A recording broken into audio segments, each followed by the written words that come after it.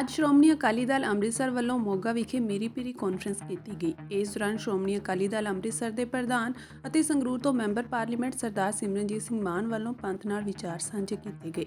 ਉਹਨਾਂ ਇਸ ਮੌਕੇ ਬੀਜੇਪੀ ਸਰਕਾਰ ਨੂੰ ਤਾਨਾਸ਼ਾਹ ਸਰਕਾਰ ਕਿਹਾ। ਉਹਨਾਂ ਕਾਨਫਰੰਸ ਨੂੰ ਸੰਬੋਧਨ ਕਰਦਿਆਂ ਕਿਹਾ ਕਿ ਵਿਦੇਸ਼ਾਂ ਵਿੱਚ ਸਿੱਖਾਂ ਦੇ ਹੋਏ ਕਤਲ ਤੇ ਭਾਰਤ ਦੇ ਬਿਆਨ ਉਹਨਾਂ ਦੀ ਸਿੱਖ ਵਿਰੋਧੀ ਸੋਚ ਨੂੰ ਉਜਾਗਰ ਕਰਦੇ ਹਨ। ਉਹਨਾਂ ਇਸ ਮੌਕੇ ਸਰਕਾਰ ਵੱਲੋਂ ਪੰਜਾਬ ਦੇ ਕਿਸਾਨਾਂ ਨੂੰ ਫਸਲਾਂ ਤੇ MSP ਨਾ ਦੇਣ ਤੇ ਵੀ ਨਾਰਾਜ਼ਗੀ ਜਤਾਈ ਤੇ ਕਿਸਾਨਾਂ ਦਾ ਸਾਥ ਦੇਣ ਦਾ ਭਰੋਸਾ ਵੀ ਦਿੱਤਾ ਹੈ। ਅੱਜ ਸਿੱਖ ਕੌਮ ਦਾ ਬਹੁਤ ਵੱਡਾ ਇਤਿਹਾਸਕ ਦਿਨ ਹੈ। ਜਿੱਦਣ 10ਵੇਂ ਪਾਤਸ਼ਾਹ ਨੇ ਸਿੰਘਾਂ ਨੂੰ ਮਾਫੀ ਦਿੱਤੀ ਸੀ ਤੇ ਬਦਾਵਾ ਪਾੜ ਦਿੱਤਾ ਸੀਗਾ, ਜਿਹਦਾ ਮਤਲਬ ਹੈ ਕਿ ਜੇ ਆਪਾਂ ਕੌਮ ਦੇ ਨਾਲ ਕੋਈ ਗਲਤੀ ਕਰਦੇ ਹੈ, ਕੋਈ ਗਰਦਾਰੀ ਕਰਦੇ ਹੈ, ਤਾਂ ਵੀ ਮਹਾਰਾਜ ਸੱਚੇ ਪਾਤਸ਼ਾਹ ਨੇ ਰਾਹ ਰੱਖਿਆ ਹੋਇਆ ਕਿ ਤੁਹਾਨੂੰ ਮਾਫੀ ਦਿੱਤੀ ਜਾ ਸਕਦੀ ਹੈ। ਅੱਜ ਮੈਂ ਗੱਲ ਇਹੀ ਕਰਨੀ ਹੈ ਕਿ SGPC ਦੇ ਵੀ ਇਲੈਕਸ਼ਨ ਆ ਰਹੇ ਹੈ। ਮੈਨੂੰ ਅਖਬਾਰਾਂ ਵਾਲੇ ਪੁੱਛਦੇ ਹੈ ਕਿ ਤੁਸੀਂ ਕਿਹੜੇ ਕਿਹੜੇ ਦੇ ਨਾਲ ਸਮਝੌਤਾ ਕਰੋਗੇ।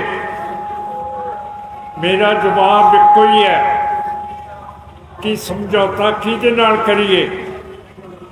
ਪੰਥ ਦੀ ਗੱਲ ਕਿਹੜਾ ਕਰਦਾ? ਪੰਥ ਦੇ ਨਾਲ ਬਹੁਤ ਜ਼ਬਰ ਹੋ ਰਿਹਾ, ਹੁੰਦਾ ਰਿਹਾ। ਜਦੋਂ ਕਿਸੇ ਦੇ ਕੋਲੇ ਰਾਜ ਆ ਜੇ ਤਾਂ ਫਿਰ ਉਹ ਕੀ ਕਰਦਾ? ਅੱਜ 14 ਤਰੀਕ ਹੈ, 8 ਦਿਨਾਂ ਬਾਅਦ ਯੋਧਿਆ ਦੇ ਵਿੱਚ ਹਿੰਦੂਤਵਾ ਦਾ ਰਾਜ ਹੈ। ਉੱਥੇ ਰਾਮ ਮੰਦਰ ਦੇ ਵਿੱਚ ਮੂਰਤੀ ਰੱਖੀ ਜਾ ਰਹੀ ਹੈ। ਉਹ ਰਾਮ ਮੰਦਰ ਕਿੱਥੇ ਬਣ ਰਿਹਾ ਹੈ? ਜਿੱਥੇ 1992 ਦੇ ਵਿੱਚ ਮੁਸਲਮਾਨਾਂ ਦੀ ਬਾਬਰੀ ਮਸਜਿਦ ਸੀਗੀ, ਉਸ ਨੂੰ ਨਸ਼ਟ ਕਰਕੇ ਉਹਦੇ ਉੱਤੇ 8 ਦਿਨਾਂ ਦੇ ਵਿੱਚ 22 ਤਰੀਕ ਨੂੰ ਇੱਕ ਰਾਮ ਮੰਦਰ ਬਣਾਇਆ ਜਾ ਰਿਹਾ ਹੈ। ਮੰਦਰ ਬਣਾਉਣੇ ਮਾੜੀ ਗੱਲ ਨਹੀਂ ਹੈ, ਪਰ ਮੈਂ ਤੁਹਾਨੂੰ ਦੱਸਦਾ ਕਿ ਰਾਜ ਕੀ ਹੁੰਦਾ ਹੈ। ਇਹ ਹੁੰਦਾ ਰਾਜ। ਰਾਜ ਕੀ ਹੁੰਦਾ ਹੈ ਕਿ ਸਿੱਖਾਂ ਦੇ ਦਰਬਾਰ ਸਾਹਿਬ ਦੇ ਉੱਤੇ ਟੈਂਕਾਂ ਤੋਪਾਂ ਦੇ ਨਾਲ ਹਮਲਾ ਕਰ ਦੋ। 36 ਹੋਰ ਗੁਰਦੁਆਰਿਆਂ ਦੇ ਵਿੱਚ ਫੌਜ ਦਾ ਕਬਜ਼ਾ ਕਰ ਦੋ। ਸਿੱਖ ਆਗੂਆਂ ਨੂੰ, ਸੰਤ ਜਰਨੈਲ ਸਿੰਘ ਭਿੰਡਰਾਂ ਵਾਲਿਆਂ ਨੂੰ, ਉਹਨਾਂ ਦੇ ਨਾਲ ਦਿਆਂ ਨੂੰ ਸ਼ਹੀਦ ਕਰ ਦਿਓ। ਇਹ ਰਾਜ ਹੁੰਦਾ। ਰਾਜ ਕੀ ਹੁੰਦਾ ਕਿ ਕੈਨੇਡਾ ਦੇ ਵਿੱਚ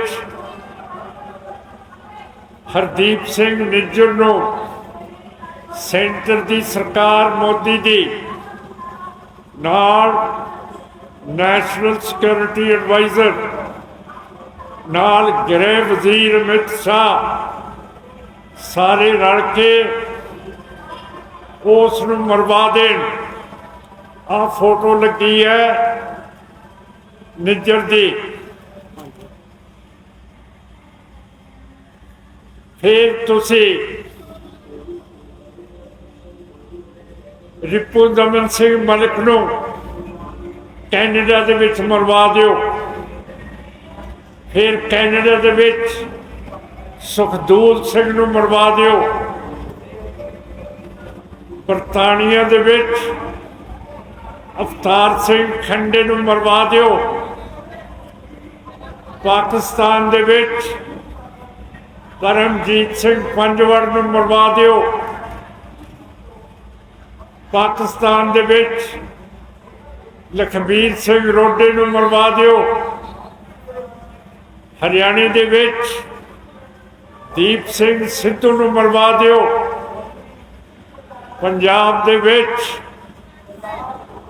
ਮੂਸੇਵਾਲ ਨੂੰ ਮਰਵਾ ਦਿਓ। ਇਹ ਰਾਜ ਹੁੰਦਾ ਰਾਜ ਜਦੋਂ ਤੁਹਾਡੇ ਹੱਥ ਦੇ ਵਿੱਚ ਰਾਜ ਆ ਜਾਂਦਾ ਫਿਰ ਤੁਸੀਂ ਇਹੋ ਜਿਹੇ ਕੰਮ ਕਰਦੇ ਹੋ। ਸਿੱਖ ਰਾਜ ਦੇ ਵਿੱਚ ਮਹਾਰਾਜਾ ਰਣਜੀਤ ਸਿੰਘ ਦੇ ਰਾਜ ਦੇ ਵਿੱਚ ਰਾਜ ਸਿੱਖ ਕੌਮ ਨੇ ਕੀਤਾ, ਪਰ ਮਹਾਰਾਜਾ ਰਣਜੀਤ ਸਿੰਘ ਦੀਆਂ ਫੌਜਾਂ ਨੇ 1819 ਦੇ ਵਿੱਚ ਅਫਗਾਨਿਸਤਾਨ ਫਤਿਹ ਕਰ ਲਿਆ। ਜਿਹੜੀ ਸੰਧੀ ਅਫਗਾਨਿਸਤਾਨ ਦੇ ਨਾਲ ਹੋਈ ਸਿੱਖ ਰਾਜ ਦੇ ਨਾਲ, ਅਫਗਾਨਿਸਤਾਨ ਦਾ ਸੂਬਾ ਕਸ਼ਮੀਰ ਸੀ। ਇਹ ਸਿੱਖ ਕੌਮ ਲਾਹੌਰ ਦਰਬਾਰ ਦੇ ਨਾਲ ਲੱਗ ਗਿਆ। ਸਾਰ ਸੂਜਾ ਰਾਜਾ ਸੀ ਅਫਗਾਨਿਸਤਾਨ ਦਾ, ਉਸ ਨੇ ਮਹਾਰਾਜਾ ਰਣਜੀਤ ਸਿੰਘ ਨੂੰ ਸਭ ਤੋਂ ਕੀਮਤੀ ਹੀਰਾ ਕੋਹੀਨੂਰ ਦਿੱਤਾ। ਇਹ ਰਾਜ ਹੈ। 1834 ਦੇ ਵਿੱਚ ਲੱਦਾਖ ਚੀਨ ਤੋਂ ਫਤਿਹ ਕੀਤਾ। ਇਹ ਹੈ ਰਾਜ। ਸੋ ਸਾਧ ਸੰਗਤ ਜੀ, ਅਸੀਂ ਸਿੱਖ ਰਾਜ ਕਿਉਂ ਨਹੀਂ ਕਰ ਰਹੇ? ਕਿਉਂ ਕਰਕੇ ਅਸੀਂ ਮੰਗ ਕੇ ਗੁਲਾਮੀ ਲਈ ਹੈ। 1947 ਦੇ ਵਿੱਚ ਹਿੰਦੂ ਲੀਡਰਸ਼ਿਪ ਨੇ ਗਾਂਧੀ ਨਹਿਰੂ ਨੂੰ ਨੇ ਕਿਹਾ ਸਾਡੇ ਲੀਡਰਾਂ ਨੂੰ, ਮਾਸਟਰ ਤਾਰਾ ਸਿੰਘ ਨੂੰ, ਕਿ ਤੁਸੀਂ ਸਾਡੇ ਨਾਲ ਰਲ ਜਾਓ, ਤੁਹਾਨੂੰ ਇੱਕ ਕਿੱਤਾ ਦੇਵਾਂਗੇ ਪਹਾੜ ਵਾਲੇ ਪਾਸੇ ਜਿੱਥੇ ਤੁਸੀਂ ਆਪਣਾ ਰਾਜ ਦਾ ਨਿੱਘ ਮਾਣ ਸਕੋਗੇ। ਸਾਡੇ ਲੀਡਰ ਮੰਨ ਗਏ। ਉਹਨਾਂ ਨੇ ਹਿੰਦੂਆਂ ਦੇ ਨਾਲ ਮੰਨ ਲਿਆ। ਪੰਜਾਬ ਦਾ ਸੂਬਾ ਜਿਹੜਾ ਸਿੱਖਾਂ ਦਾ ਸੀ, ਉਹ ਗਾਂਧੀ ਨਹਿਰੂ ਨੇ ਸਾਡਾ ਪਾਕਿਸਤਾਨ ਤੋੜਤਾ, ਸਾਡਾ ਪੰਜਾਬ ਸੂਬਾ ਤੋੜਤਾ। ਫਿਰ ਕੀ ਹੋਇਆ? ਫਿਰ ਸਾਧ ਸੰਗਤ ਜੀ, ਅੱਜ ਦੀ ਸਥਿਤੀ ਕੀ ਹੈ? ਅੱਜ ਜਿਹੜੇ ਸਿੱਖ ਆਜ਼ਾਦ ਹਸਤੀ ਹੈਗੇ ਹੈ, ਗੁਰੂ ਗੋਬਿੰਦ ਸਿੰਘ ਮਹਾਰਾਜ ਨੇ ਕੀ ਕਿਹਾ? ਇੰਜ ਗਰੀਬ ਸਿੱਖੋ ਕੋ ਦੂਰ ਪਾਤਸ਼ਾਹੀ। ਤੇ ਕਾਦੀ ਪਾਤਸ਼ਾਹੀ 1947 ਦੇ ਵਿੱਚ ਲਈ। 1947 ਦੇ ਵਿੱਚ ਜੋ ਕੁਝ ਸਾਡੇ ਸਿੱਖਾਂ ਦੇ ਨਾਲ ਹੋਇਆ, ਅੱਜ ਦੇ ਦਿਨ ਦੇ ਵਿੱਚ ਜਿਹੜੇ ਸਾਡੇ ਸਿੱਖ ਪਾਕਿਸਤਾਨ ਦੇ ਵਿੱਚ ਹੈ, ਉਹ ਮੁਸਲਮਾਨ ਦੇ ਗੁਲਾਮ ਹੈ। ਜਿਹੜੇ ਸਿੱਖ ਅੱਜ ਹਿੰਦੁਸਤਾਨ ਇੰਡੀਆ ਦੇ ਵਿੱਚ ਹੈ, ਅਸੀਂ ਹਿੰਦੂ ਦੇ ਗੁਲਾਮ ਹੈ।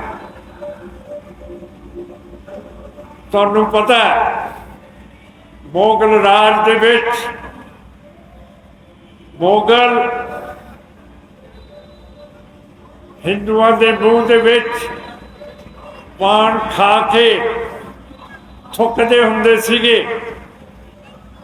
ਨੌਵੇਂ ਪਾਤਸ਼ਾਹ ਨੇ ਆਪਣੀ ਸ਼ਹਾਦਤ ਦਿੱਤੀ ਇਹਨਾਂ ਦਾ ਮਾਣ ਰੱਖਣ ਨੂੰ। ਪਰ ਅੱਜ ਸਥਿਤੀ ਕੀ ਹੈ? ਸੈਂਟਰ ਦੀ ਵਜ਼ਾਰਤ ਦੇ ਵਿੱਚ ਕੋਈ ਸਿੱਖ ਵਜ਼ੀਰ ਨਹੀਂ ਹੈ। ਸੁਪਰੀਮ ਕੋਰਟ ਦੇ ਵਿੱਚ ਕੋਈ ਸਿੱਖ ਜੱਜ ਨਹੀਂ ਹੈ। ਇਲੈਕਸ਼ਨ ਕਮਿਸ਼ਨ ਦੇ ਵਿੱਚ ਕੋਈ ਸਿੱਖ ਨਹੀਂ ਹੈ। ਸਾਰੇ ਹਿੰਦੁਸਤਾਨ ਦੇ ਸੂਬੇ ਜਿੱਥੇ ਹਾਈ ਕੋਰਟ ਹੈ ਉੱਥੇ ਮੁੱਖ ਜੱਜ ਸਿੱਖ ਨਹੀਂ ਹੈ। ਫੌਜ ਦੇ 3 ਹਿੱਸੇ ਹੈ। ਇੱਕ ਫੌਜ ਹੈ, 에ਅਰ ਫੋਰਸ ਹੈ, ਨੇਵੀ ਹੈ। ਕੋਈ ਸਿੱਖ ਜੱਜ ਜਰਨੈਲ ਨਹੀਂ ਹੈ। ਕਿਧਰੇ ਵੀ ਕਸ਼ਮੀਰ ਦੇ ਵਿੱਚ ਜਿਹੜਾ ਮਹਾਰਾਜਾ ਰਣਜੀਤ ਸਿੰਘ ਨੇ ਫਤਿਹ ਕੀਤਾ ਸੀ ਉੱਥੇ ਸਾਡਾ ਨੁਮਾਇੰਦਾ ਨਹੀਂ ਹੈ।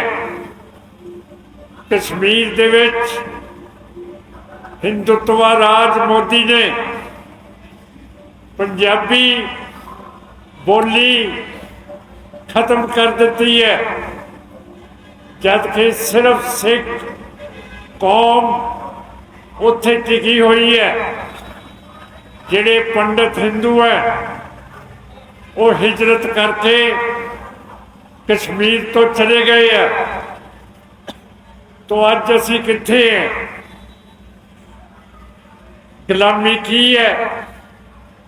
ਜਦੋਂ ਆਪਾਂ ਵੋਟਾਂ ਕਾਂਗਰਸ ਨੂੰ ਪਾਉਂਦੇ ਹੈ, ਬੀਜੇਪੀ ਬਾਦਲ ਨੂੰ ਪਾਉਂਦੇ ਹੈ, 92 ਸੀਟਾਂ ਅਸੈਂਬਲੀ ਦੀਆਂ ਆਮ ਪਾਰਟੀ ਨੂੰ ਦਿੰਦੇ ਹੈ।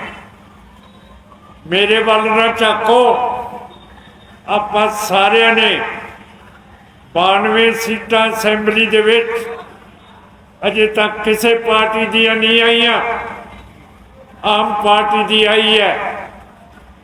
ਸੋ ਜੇ ਅਸੀਂ ਆਪ ਗੁਲਾਮ ਬਣਨਾ ਚਾਹੁੰਦੇ ਹਾਂ ਫਿਰ ਸਾਨੂੰ ਕੌਣ ਰੋਕ ਸਕਦਾ ਹੈਗਾ? ਗੱਲ ਇੱਥੇ ਵੱਜਦੀ ਹੈ ਕਿ ਸਾਰੇ ਪਾਸੇ ਸਿੱਖ ਕੌਮ ਦੇ ਉੱਤੇ, ਮੁਸਲਮਾਨ ਕੌਮ ਦੇ ਉੱਤੇ ਜ਼ਬਰ ਹੋ ਰਿਹਾ ਹੈ। ਪਰ ਆਪਣੇ ਕੰਨ ਖੋਲ ਲੋ, ਅੱਖਾਂ ਵੀ ਖੋਲ ਲੋ। ਦਿਨ ਚੜਿਆ ਹੋਇਆ, ਰਾਤ ਨਹੀਂ ਹੈ।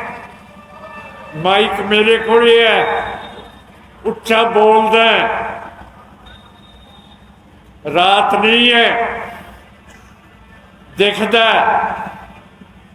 ਅੱਜ ਸਥਿਤੀ ਸਿੱਖਾਂ ਦੀ ਇਹ ਹੈ ਕਿ ਜੇ ਸਿੱਖ ਨੇ ਕੁਛ ਕਰਨਾ ਨਹੀਂ, 26 ਜਨਵਰੀ ਜਿੱਦਣ ਵੱਡਾ ਦਿਨ ਹੁੰਦਾ, ਫੌਜ ਦੀ ਪਰੇਡ ਹੁੰਦੀ ਹੈ, ਉੱਥੇ ਅਮਰੀਕਾ ਦੇ ਪ੍ਰਧਾਨ ਜੋ ਬਾਈਡਨ ਨੇ ਆਉਣਾ ਸੀ, ਪਰ ਜੋ ਬਾਈਡਨ ਅਮਰੀਕਾ ਦੇ ਪ੍ਰਧਾਨ ਨੇ ਕਿਹਾ ਕਿ ਜੇ ਹਿੰਦੁਸਤਾਨ ਸਿੱਖਾਂ ਨੂੰ ਬਾਹਰ ਦੇ ਮੁਲਕਾਂ ਦੇ ਵਿੱਚ ਮਾਰ ਰਿਹਾ ਹੈ, ਅਮਰੀਕਾ ਦੇ ਵਿੱਚ ਵੀ ਕੋਸ਼ਿਸ਼ ਕੀਤੀ ਹੈ, ਪਰ ਜਿੰਨੇ ਕਤਲ ਕਰਨਾ ਸੀ ਅਮਰੀਕਾ ਦੀ ਪੁਲਿਸ ਨੇ ਉਹਨੂੰ ਪਹਿਲਾਂ ਹੀ ਬੋਚ ਲਿਆ। ਫਿਰ ਅਮਰੀਕਾ ਨੇ ਕਿਹਾ ਕਿ ਸਾਡਾ ਪ੍ਰੈਜ਼ੀਡੈਂਟ 26 ਤਰੀਕ ਨੂੰ ਨਹੀਂ ਆਊਗਾ।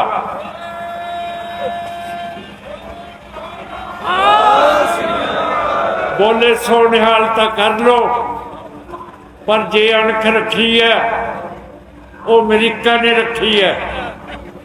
ਆਪਾਂ ਸਿਰਫ ਜਕਾਰਾ ਹੀ ਬੋਲਦੇ ਹਾਂ। ਸ਼ਰਮ ਆਉਣੀ ਚਾਹੀਦੀ ਹੈ। ਆਪਾਂ ਕਰਨ ਜੋਗੇ ਕੁਛ ਨਹੀਂ ਹੈ।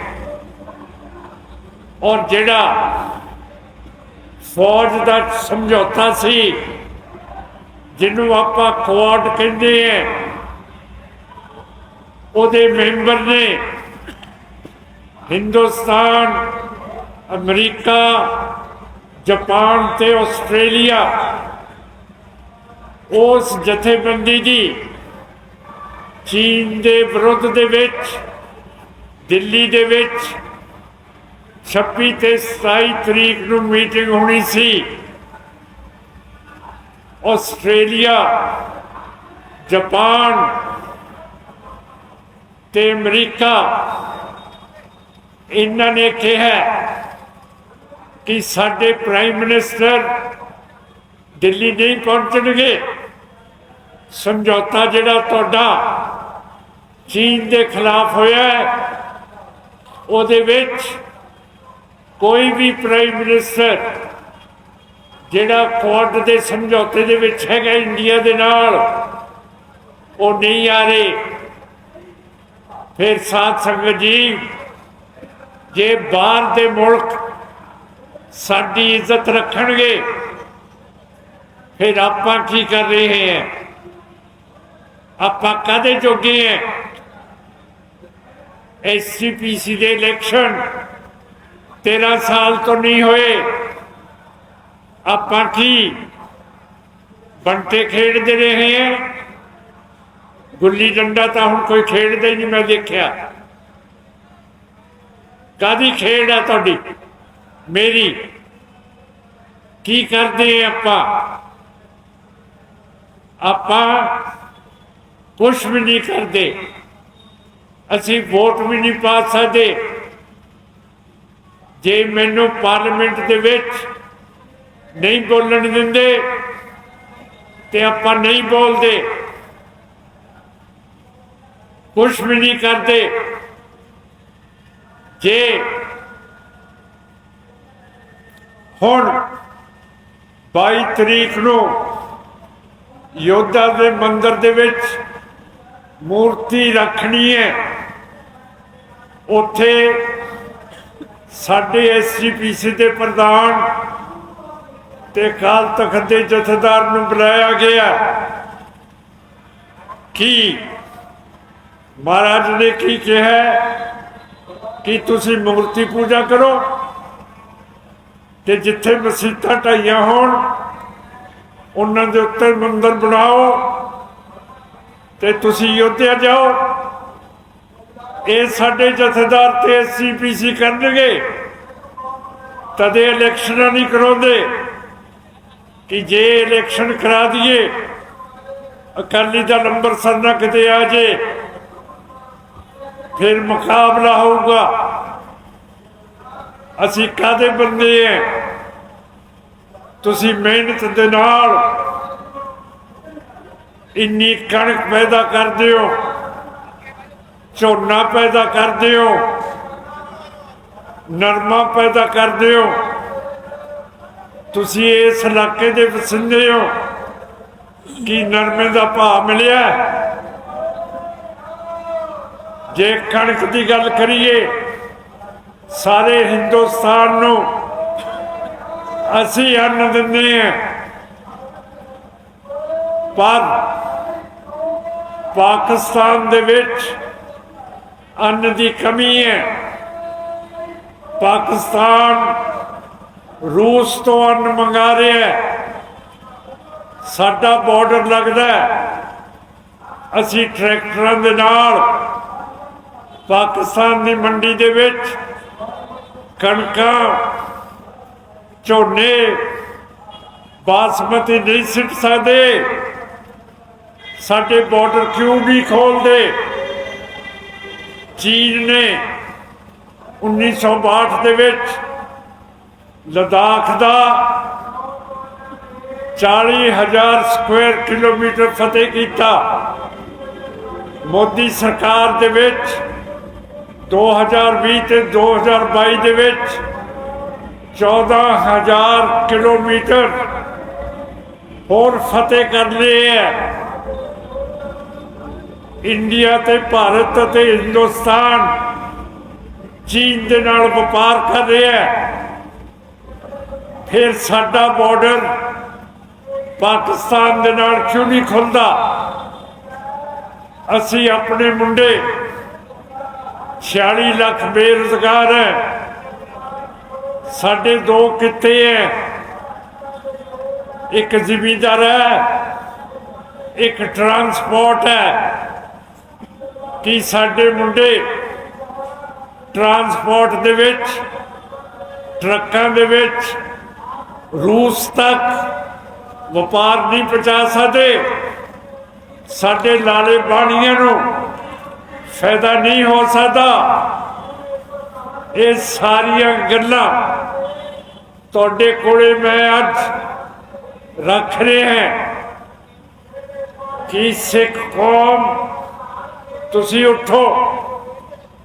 SGPC ਦੇ ਸਮਝੌਤੇ ਕਿਸੇ ਨਾਲ ਨਹੀਂ ਹੋ ਸਕਦੇ। ਤੁਸੀਂ ਮੈਨੂੰ ਦੱਸੋ ਕਿਹਦੇ ਨਾਲ ਕਰੀਏ? ਬਾਦਲਾਂ ਨਾਲ ਕਰੀਏ, ਹੋਰਾਂ ਨਾਲ ਕਰੀਏ? ਢੀਂਡਸਾ ਸਾਹਿਬ ਨੇ ਕਿਹਾ, ਬੜਾ ਤਕੜਾ ਪੰਜਾਬ ਦਾ ਲੀਡਰ ਹੈ, ਸੈਂਟਰ ਦੇ ਵਿੱਚ ਮਿਨਿਸਟਰ ਰਹੇ ਹੈ। ਉਸ ਨੇ ਕਿਹਾ ਕਿ ਮੈਂ ਸੁਖਬੀਰ ਦੇ ਥੱਲੇ ਨਹੀਂ ਰਹਿ ਸਕਦਾ। ਉਹਨਾਂ ਨੇ ਬਗਾਵਤ ਕਰਤੀ।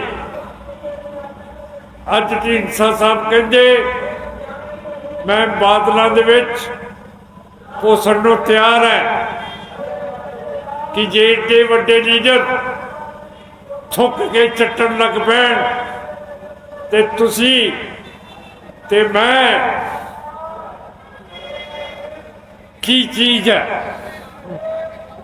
ਤੁਸੀਂ ਦੱਸੋ ਕਿ ਆ ਸਾਡਾ ਹੈ ਕਿ ਅਸੀਂ ਆਜ਼ਾਦੀ ਨਹੀਂ ਮੰਗ ਸਕਦੇ? ਸਾਡੇ ਉੱਤੇ ਇੰਨੇ ਜਾਬਰ ਕਾਨੂੰਨ ਲਗਾਤੇ ਹੈ। BJP ਤੇ RSS ਨੇ। ਐਤਕੀ ਮੈਂ ਪਾਰਲੀਮੈਂਟ ਦੇ ਵਿੱਚ ਸੀਗਾ ਜਦੋਂ ਕਾਨੂੰਨ ਨਵੇਂ ਹਿੰਦੀ ਦੇ ਵਿੱਚ ਸਾਡਾ ਗ੍ਰਹਿ ਵਜ਼ੀਰ ਦੱਸ ਰਿਹਾ ਸੀ, ਮੈਨੂੰ ਸਮਝ ਨਹੀਂ ਸੀ ਆਉਂਦੀ ਕਿ ਇਹ ਕਿਹੜੀ ਹਿੰਦੀ ਸੰਸਕ੍ਰਿਤ ਬੋਲੀ ਜਾਂਦਾ। ਪਰ ਇੱਕ ਚੀਜ਼ ਦਾ ਪਤਾ ਲੱਗਿਆ ਕਿ ਜੇ ਕੋਈ ਜ਼ਬਰ ਜਨਾਹ ਕਰੂਗਾ ਉਸ ਨੂੰ ਮੌਤ ਦੀ ਸਜ਼ਾ ਹੋਊਗੀ। ਪਰ ਸਾਧ ਸੰਗਤ ਜੀ 2002 ਦੇ ਵਿੱਚ ਨਰਿੰਦਰ ਮੋਦੀ ਗੁਜਰਾਤ ਦੇ ਚੀਫ ਮਿਨਿਸਟਰ ਸਣਗੇ। ਇਹਨਾਂ ਨੇ ਮੁਸਲਮਾਨਾਂ ਦੇ ਉੱਤੇ ਹਮਲੇ ਕਰਵਾਏ।